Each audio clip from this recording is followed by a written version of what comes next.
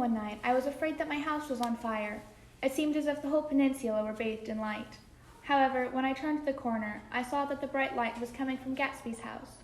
As my taxi groaned away, I saw Gatsby walking toward me across his lawn. "Your place looks like Coney Island." Does it? I've just been glancing in a few rooms. Well, what do you think of going to Coney Island? We can go in my car. "How about another time? I must retire for the night. But I talked with Miss Baker, and I have decided to call Daisy tomorrow and invite her to tea. What day suits you?" No, old sport. What day suits you?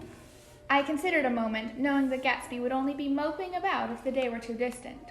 With a half smile, I replied, "How about the day after tomorrow?" Fine. Just fine. Good night, old sport. Gatsby turned a leaf, but stopped mid-step. Do you mind if I send someone over to do the grass? I don't want to cause any inconvenience to you if you are averse to the idea. "Oh, not at all. I have to go to the office anyway." He hesitated half a moment longer, then nodded curtly and stalked off to his house. I don't know what he did the rest of the night, but when I went to bed, not one of his lights had been turned off.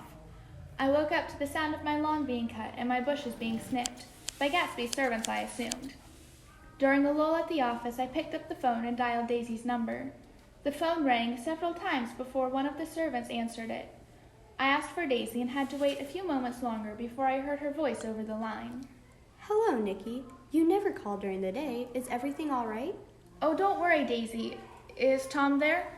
"No, Nick. What do you want?" "I just wanted to invite you to tea." "And why shouldn't Tom know?" "Daisy, just come alone, okay?" "All right, I'll come." "See you tomorrow, then?" "I suppose." The line hummed, and I replaced the phone in its cradle with a slam, startling several people nearby. I just smiled apologetically and nodded to them. The awkwardness with which I invited Daisy to tea grated on my nerves, and I wondered if I had done the right thing. Shrugging, I shoved that thought from my mind and set to work. The day agreed upon was pouring rain, but around 3:30 it lessened to a damp mist. When Gatsby came over, he asked if everything was in order. "The grass looks fine, if that's what you mean." The grass? What grass? Oh, yes, old sport. It looks fine. "Calm down, everything will be just fine." Gatsby settled himself in a chair and picked up a copy of Clay's Economics. His eyes roamed over the pages, and I don't think he comprehended anything he read. As time wore on, he grew increasingly agitated. Closing the book with more force than necessary, he stood. Nobody is coming. It's too late. "Don't worry, it's only 2 minutes till 4. We both felt the gravel shift when a car was heading toward my drive. Gatsby's face filled with a certain uneasiness as I headed to open the door. As the car door opened, there was an urgency in Daisy. "Hey, Nikki, I have a certain curiosity that you're in love with me." "That's funny. What are you implying?" She didn't answer, and I led her to my living room, where it was surprisingly vacant. I gestured for her to sit down, but she started when there was a knock at the door. I went curiously to open it and was shocked, yet relieved that it was Gatsby. As he entered, he disappeared into the living room. Gatsby's and Daisy's eyes met and an awkward quietness fell upon the room. After hesitating for a minute out of their spotlight, I walked into the room just as Gatsby muttered, We have met before. "Oh, Jay, how many years has it been?" To be exact, 5 years next November. The stilted conversation was saved when my Finn brought in the tea. When it was distributed, I got to my feet and headed towards the kitchen, but Gatsby rudely and Daisy's sincere acquaintance followed me. This is a terrible mistake. What should I do? We have to end this now. "Stop acting like a little boy. You're just embarrassed, and so is Daisy." This seemed to stop Gatsby in his tracks, and he considered a moment. He straightened up, brushed his suit clean, and walked steadily back into the living room. It was silent, but a different environment had taken place. I was curious about what was going on, and I saw a revolution take place in Gatsby and Daisy. I opted to leave them alone and wandered out into my garden. It started raining again, so I hid under the overhanging branches of a tree. Tracing patterns in the wet ground with a twig, I closed my eyes and waited for the rain to pass. I don't know how long I stayed like that, but finally the sun broke through the clouds and I knew it was time to go back to Daisy and Gatsby. I stood up and dusted the seat of my pants. When I entered the kitchen, I closed the door rather noisily behind me. There was no change in the low conversation in the other room. I moved through the kitchen, making as much noise as I could, short of pushing over the stove. Even with the door, I peeked through to see Daisy and Gatsby. They were talking and looking into each other's eyes as if nothing else mattered between them, only the current time. Nothing in the world could distract them. A part of me never wanted to, but I felt the urge to make my presence known. It stopped raining. Oh, yes, it has. Gatsby lifted out of his chair and walked towards me and turned me towards the window and said with such sincerity, Old sport, I would like to show Daisy my house, and I need you to join us. I was nervous since I was already intruding enough, but I nodded my head. Then Gatsby, with that clever and mysterious smile, turned to Daisy. Daisy, I would like to show you my house. It's just next door. Very well. We exited my house and began the short trek to Gatsby's.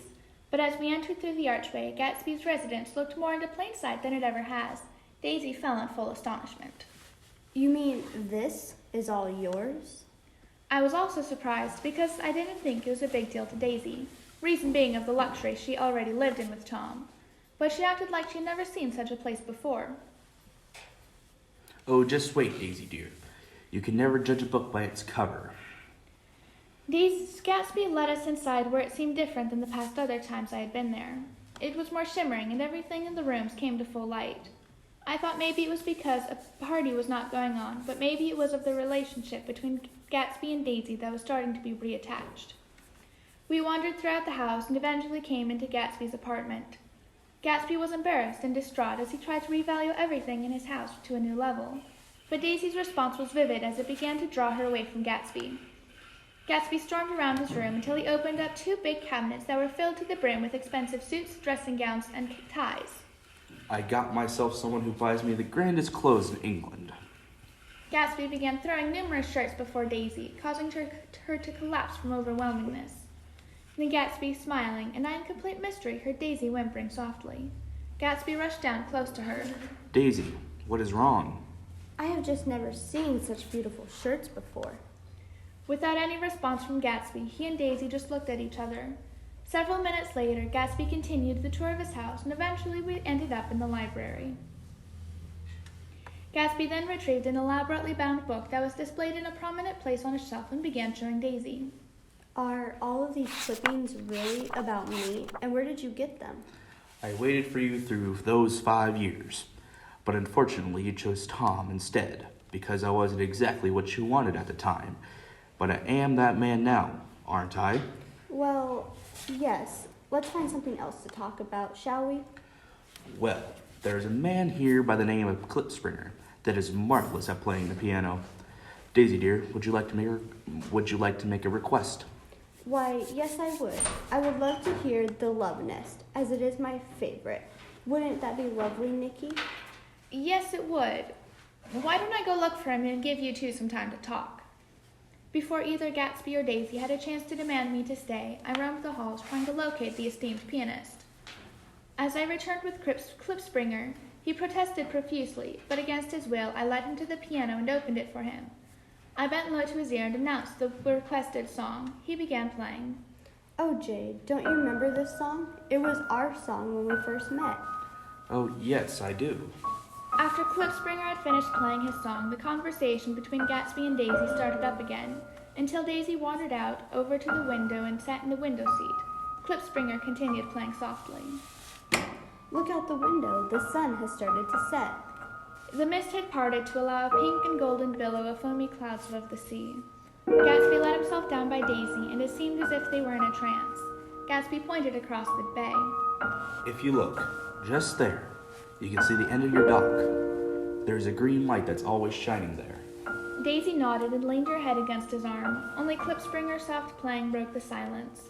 I looked upon the scene they made, just the two of them, a dream coming true to Gatsby.